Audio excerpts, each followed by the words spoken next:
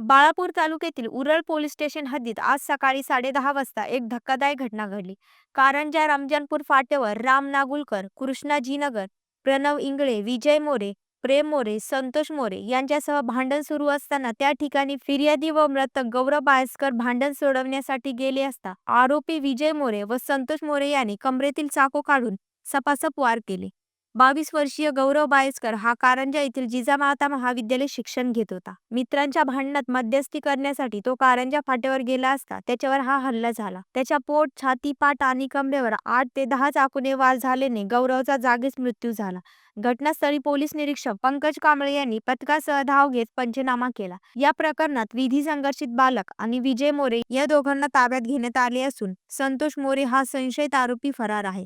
दरम्यान पोलिसांनी या प्रकरणी पंचनामा करून मृतदेहावर अकोला शासकीय रुग्णालयात शवविच्छेदनासाठी रवाना करण्यात आले. पुढील तपास उरळ पोलीस करत आहेत. पोलीस स्टेशन उरळ हद्दीमध्ये कारंजा रमजानपूर नवांदुरा फाटा इथे मृतक नामे गौरव बायस्कर याचा खून झाल्याबाबत माहिती मला फोनद्वारे मिळाली होती. त्यानंतर मी टीमसह तिथे तात्काळ पोहोचलो. त्यानंतर घटनास्थळ परिसरामध्ये विचारपूस करून तात्काळ आरोपीच्या शोधकामी रवाना झालो व सदर गुन्ह्यातील आरोपी निष्पन्न करून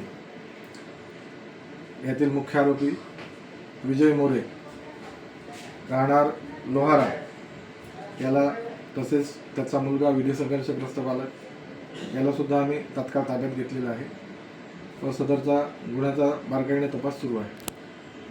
आशिष वानखडे, जनशक्ती, अकोला.